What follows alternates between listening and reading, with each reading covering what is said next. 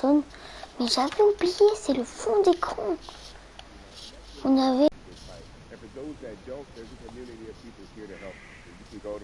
Vous pouvez aller sur... Stronger together. People have been saying it, but that has much more meaning now that we are in our movement, not just this moment. Bumby, it has been an education, always a pleasure. Thank you so much. I appreciate you. Keep fighting the good fight. Keep up the good fight.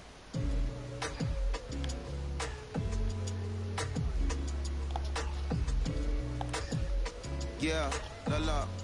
So our next guest, I have Secure, HBO's Insecure. She also has a comedy special highlighting her Nigerian roots, and she's an amazing podcaster. Let's welcome in Yvonne 4G, everyone. You have such a beautiful way of making things funny, giving us our medicine with some candy, right? The humor and the healing. You bring all of that to your space. And right now, as you look across this country and how everyone is so broken and so upset, if it's not social injustice, it's the pandemic, it's depression, it's unemployment, the list goes on and on. How are you doing, quite frankly? You know, I'm rediscovering self in a way that is hard but necessary, that will lead to ultimate joy. I know it sounds like a lot, but no, I think I personally think that God put all of us on a global timeout. Like, we just, America hasn't done as good as we settle into the timeout and really learn the lesson that we're supposed to learn from this season. I think we'll emerge better. We'll learn how to play well with others in more ways than one. And so personally for me, I'm taking this time to learn me in a new way. I feel like I'm being ushered into a new season, and I'm getting still, because sometimes the busy confounds the work that we're supposed to actually be doing. We're busy doing other stuff, but we got work that we need to do on the inside. And I'm leaning into it. I'm like, dang, I thought I was gonna be able to rest like everybody else. And God's like, nah, we got work to do. You know what? And I think that's what everybody is saying about 2020. It's demanding that we be better. And you said it's a global timeout. What do you mean by that? Yeah, it's like, everyone sit down, be humble, to quote the great prophet Kendrick Lamar. But like, no, seriously, sit down and let's reevaluate some things.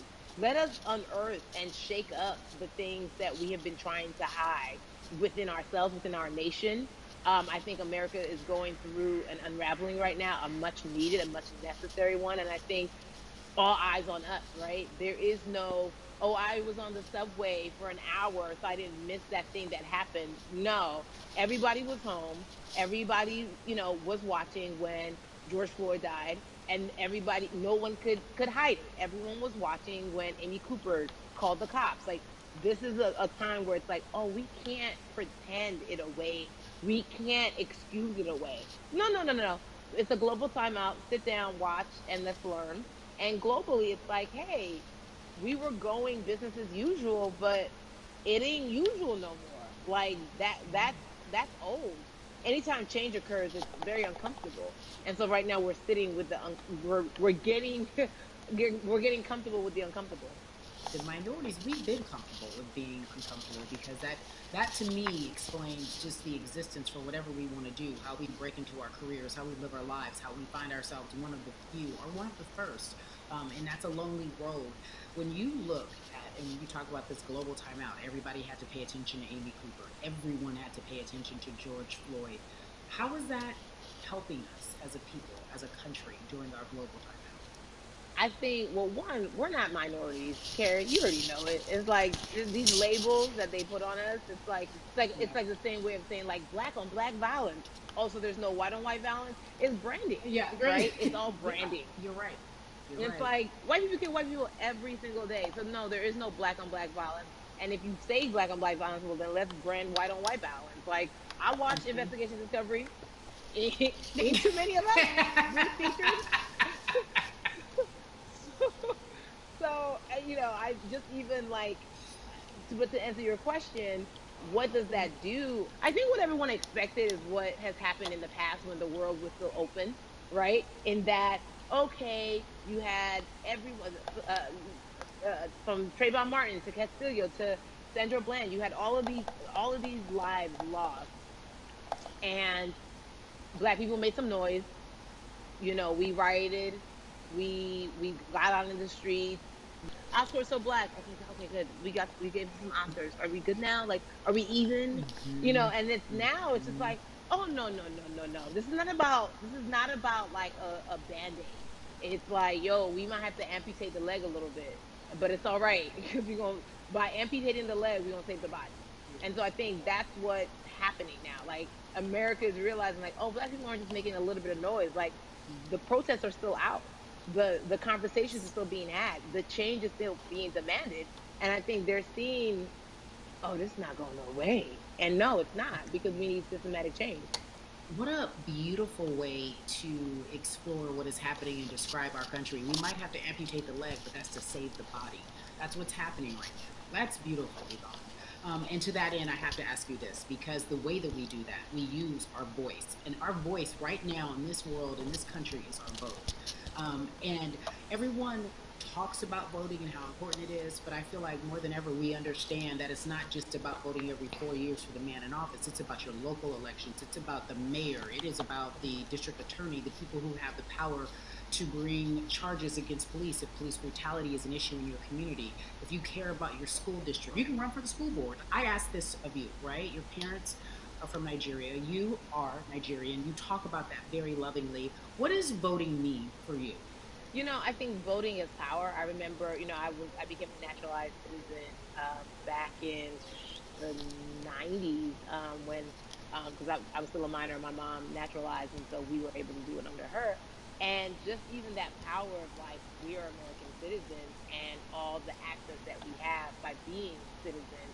One of those accesses and those access to power being voting. It's a big deal.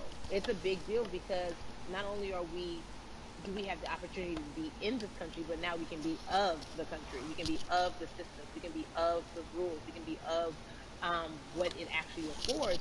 But I think going back to your earlier comment about just the setup of systems, I think we are done a disservice. Either it's schools or whatever it is, and I'm not putting teachers on blast. I think teachers do a phenomenal job, but for some reason, we do not, and give them all the raisins. I know too many parents who are like, I might this child of mine, I do love them, but hey, who,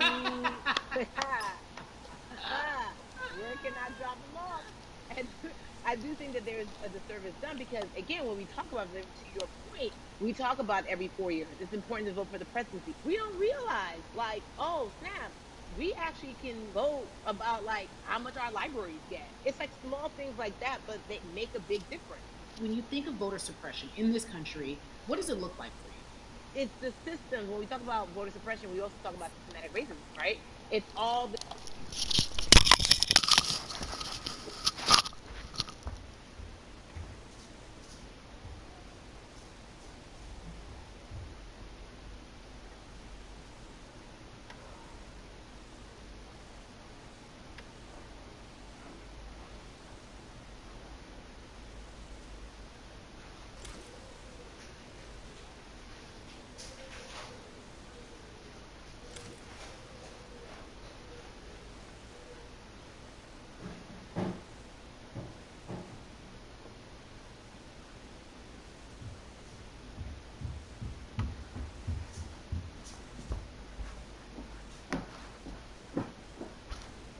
Ça va, Julie?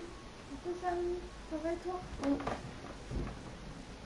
En fait, j'étais en t-shirt, mais pas comme ça. Pas comme ça, j'étais là, du coup, il faisait froid, du coup, j'ai mis un short et un t-shirt. Ouais.